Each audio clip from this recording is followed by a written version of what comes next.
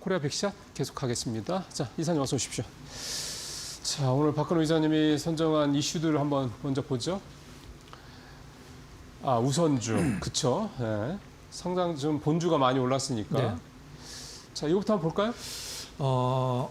외국인들이 지금 삼성전자 우선주를 최근에 한 3천억 넘게 사고 기관도 1,000억 넘게 이제 사고 있는 상황인데 거래량도 과거에는 뭐 한 100만 주 전후 정도 되는 수준이었다라고 하면은 얼마 전에는 한 300만 주가 넘을 정도로 이제 굉장히 시장에서 삼성전자 본주도 일단 좋지만 우선주 관심이 많은데 이유는 지금 현재 우선주가 이제 두 가지가 있습니다. 예. 그 구형 우선주가 있고 이제 우선주. 뒤에 B가 들어가는 이제 신형 우선주가 있는데 일단 상법 개정되면서 1996년도 이후에는 이제 신형 우선주가 이제 발행이 되고 그 전에는 다 구형 우선주인데 지금 구형 우선주를 시장에서는 해석을 하기로는 보통주 성격을 가진 우선주라고 이제 표현을 하거든요. 그래서 이번에 상법 개정에서 이 보통주 성격을 가진 우선주가 조금 더 관심을 받을 수 있다라는 분석 내용인데 이유를 잠깐 설명을 드리면 신형 우선주는 신형 뒤에 B가 들어가는 신형 우선주는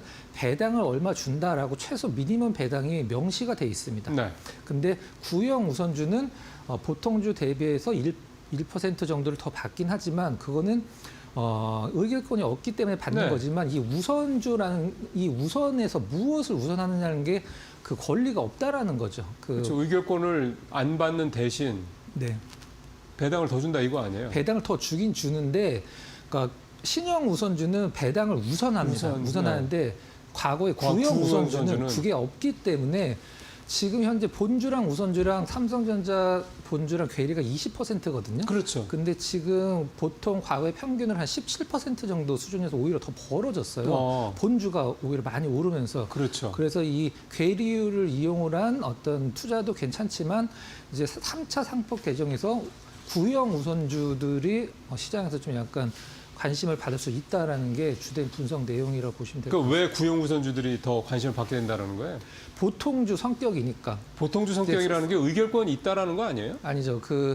일단은 어떤 식으로 이제 생각을 하셔야 되냐면 우선주라는 것은 보통주 대비해서 뭔가 우선되는 게 있어야 되는데 구형 우선주는 우선되는 게 없기 때문에 그 보통주 성격이다라고 해서 삼법 개정에서 이제 회사와 주주를 모두 충실 의무를 가져야 되기 때문에 이 보통주 성격을 가진 우선주가 보통주 괴리가 줄어들 거다. 그렇죠. 보통주 성격이니까. 그렇습니다. 예. 어쨌든 우선주는 뭐 배당 관련돼서 여러 가지로 좀 기대감이 있는 거니까.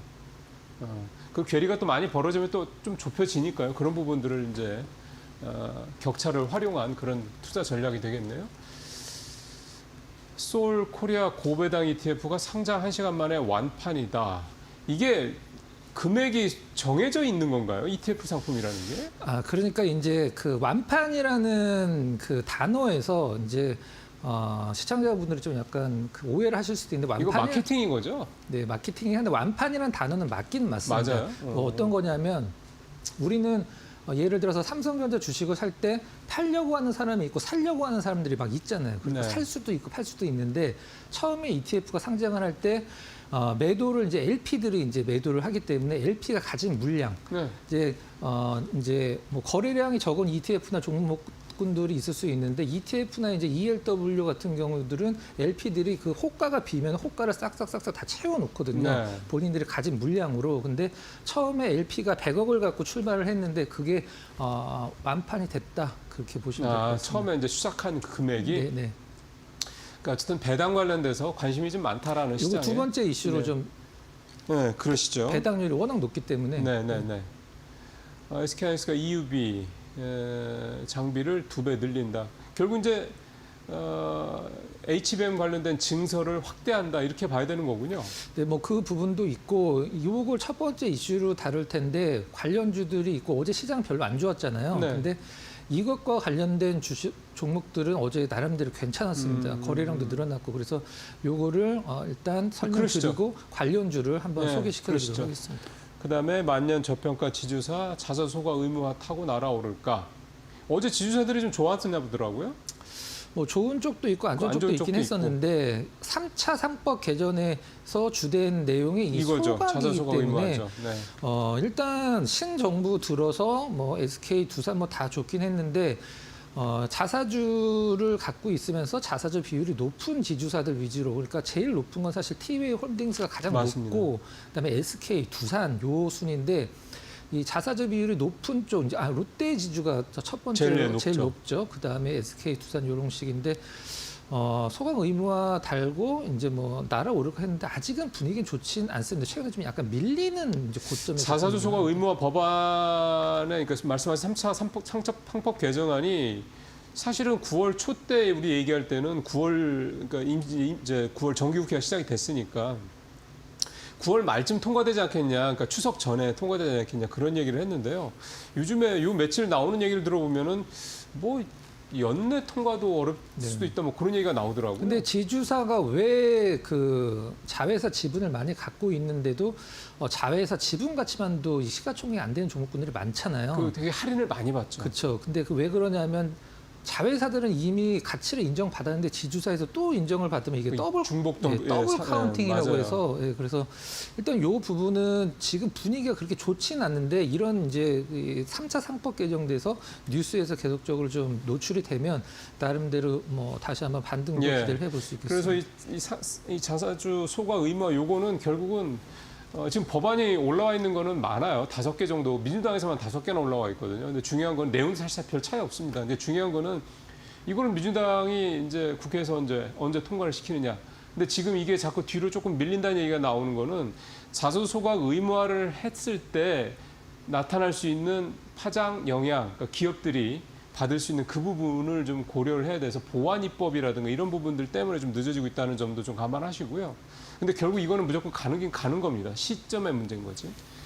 자, 마지막에 APR을 모건 스탠리가 5%나 샀네요. 네, 정확히 5.03%를 모았고 투자 목적은 그냥 단순 투자. 단순 투자라고 이제 밝혔죠. 단순 투자, 일반 투자, 경영 참여 세 개가 있는데 가격이 뭐 이렇게 싸진 않더라고요. 21만 원에서 22만 원 사이에 평균가가 잡히고 있더라고요. 그러면은 사기 시작한 지 아주 오래된 건 아니네. 네. 어제 기준으로 종가가 21만 7,500원입니다. 그래서 수익은 아닙니다. 지금 현재 그럴 것 같은데요. 뭐 평균 정도 될 것 같습니다. 그래서 나름대로 좋게 보고 있다라고 하고 있으니까 APR이 요 관련돼서 일단은 뭐 어떤 흐름을 보일지도 한번 좀 지켜보면 될 것 같습니다. 보니까 이 화장품 쪽에서 APR이 갖고 있는 장점은 화장품과 기기를 다 가지고 있다라는 점이더군요.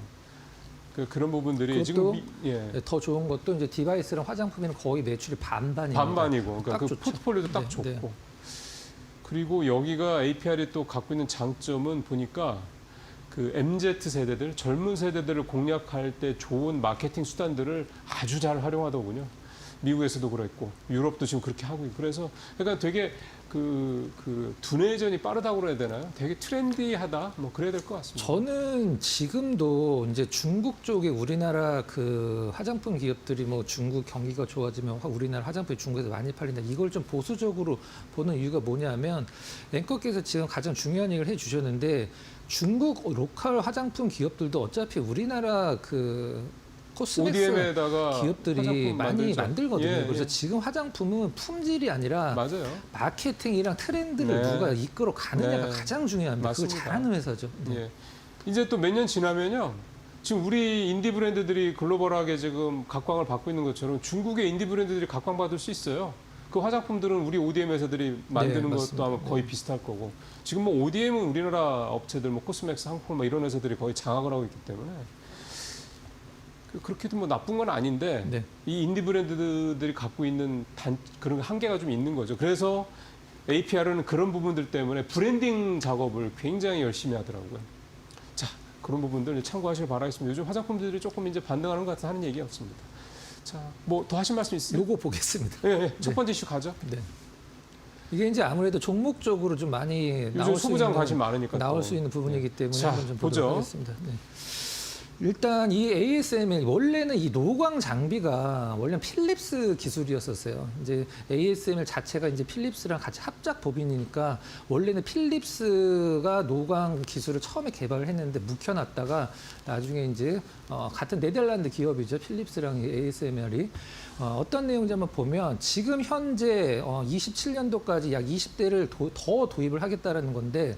지금 현재 하이닉스가 갖고 있는 EUV 이제 극자외선 노광 장비가 20대입니다. 근데 여기서 2배, 20대를 더 도입을 해서 2배로 이제 늘리겠다라고 얘기를 한 건데 이게 지금 발주가 들어갔는지는 모르겠어요. 발주하고 이제 만들기 시작하면 1년 6개월이 걸리거든요. 그렇죠. 이게 뭐 그렇게 금방 뚝딱 만드는 게 아니죠. 거의 타임머신급의 버금가는 지구상에서 가장 정밀한 기계이기 때문에 그렇기 때문에 비싼 거죠.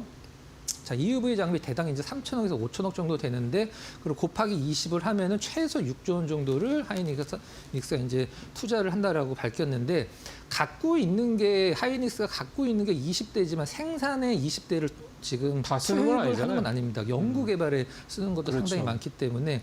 그래서 일단은 청주 M5X, X는 이제 M15 공장을 확장했을 때 이제 M15X라고 표현을 하는 거고요. 그다음에 M16 공장 전환 로드맵에 맞춰서 이제 도입 전망이다. 이렇게 맞췄는데 일단 요것과 관련된 종목군들을 몇 개 말씀을 드릴 보죠. 텐데 어제 나쁘진 않은데 상당히 시간은 사실 오래 걸리기 때문에 지금 당장 본다라기보다는 어떤 종목군들이 이 하이닉스의 EUV 장비와 관련이 있는지 한번 좀 살펴보도록 그게 하겠습니다. 중요한 거예요, 사실은. 자, 보죠. 자, 일단 지금 이 EUV 장비를 전 세계 기업들이 얼마나 갖고 있는지를 먼저 좀 살펴보면 TSMC가 약 한 150대 정도 갖고 있고 삼성전자도 50대, 인텔이 약 40대인데 하이닉스가 여기서 40대로 늘려서 인텔보다 앞서거나 인텔과 비슷하게 간다. 이렇게 얘기를 하고 마이크로는 몇 대 갖고 있는지 지금 정확하게 좀 집계가 좀 안 되고 있는 상황이고 벌써 이제 그 7세대 얘기가 나오고 있습니다. 지금 이제 5세대에서 6세대로 공정전환하고 있는 타이밍인데 하이닉스가 이 7세대 쪽으로 이 EUV 장비를 활용을 하겠다라고 얘기를 하고 있는데 밑에 이제 가장 중요한 단어가 있는데 이르면 내년 1T 그러니까 A, B, C, D 이제 A가 이제 4세대니까 7세대 양산 이관 예정이다. 양산 이관이라는 것은 잘 쓰는 단어는 아닌데 반도체 쪽에서 양산 이관이라는 단어가 나오면 대량 생산 체제를 일단 준비하고 갖춘다라는 뜻으로 이해를 하시면 될 것 같아요. 그래서 관련주 우리가 뭐 하이닉스가 뭐 EUV가 30대가 있든 100대가 있든 우리랑 아무 상관 없잖아요. 우리는 관련주들이 무엇인가가 이제 가장 좀 중요한데. 일단 포토레지스트, EUV 이제 포토레지스트 같은 경우는 이제 하이닉스 같은 경우는 삼성전자는 지금 이제 동진 세미캠을 많이 쓰긴 합니다만은 이제 밝혀진 바로는 보도된 바로는 이제 JSR 일본 기업 전 세계 1위 기업입니다. 포토레지스트 전 세계 1위 기업. 그다음에 듀폰, 그다음에 SK 머티리얼즈 퍼포먼스 걸 쓰는 걸로 알려져 있어서 일단 포토레지스트는 국내에서 이제 SK 하이닉스 대비해서 큰 영향은 없고. PR 스트립 같은 경우는 PSK가 전 세계에서 독점이기 때문에 PR 스트립이 무엇인지 설명을 좀 드리고 현상의 린스, YC캠이 이제 관련주고요. 오버레이 계측은 오로스 테크놀로지인데 이걸 좀 묶어서 제가 공정을 설명을 들으면서 어디 들어가는 건지 잠깐 설명을 좀 드려보도록 할까요? 네. 다음 장 가보죠. 여기서 끝납니까? 여기서 설명을 드려보도록 할게요.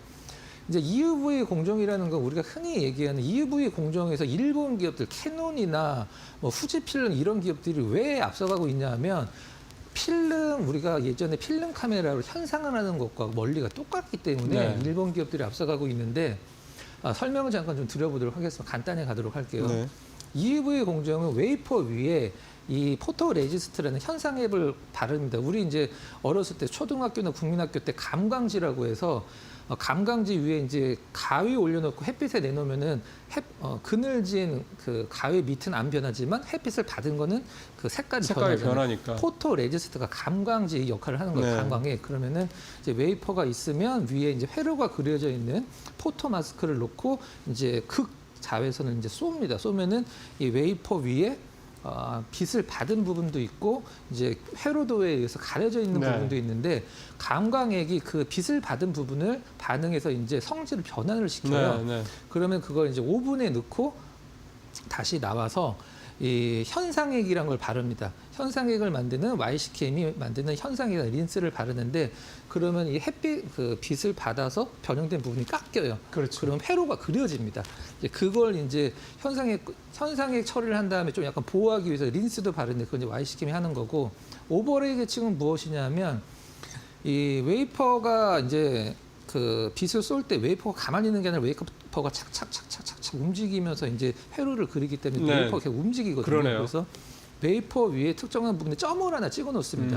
그럼 그 점이 움직였는지 안 움직였는지를 보면 웨이퍼가 이제 제자리에 있는지 확인할 그렇죠. 수 있는데 그게 이제 오버레이 공정인데 그 오버레이 계측 장비를 만든 게 오로스 테크놀로지. 이 회사가 요거를 국산화했잖아요. 네. 그리고 PR 스트립은 PSK가 전 세계 1위인데 PR 스트립은 뭐냐 포토 레지스트를 제거하는 남아있는 묻어있는 포토 레지스트를 제거하는 장비가 이제 스트립이니까. 네, 전 세계 1위 기업입니다. 그래서 이렇게 보시면 될 거 너무 많긴 한데 일단 하이닉스 쪽에 좀 약간 그 네. 좀 향이 있는 기업들만 좀 모아놨습니다. 지금 반도체가요. 지금 슈퍼 사이클이 좀 들어왔기 때문에 이렇게 자꾸 디테일하게 이제 우리가 공부를 해 나가야 됩니다. 자, 그래서요?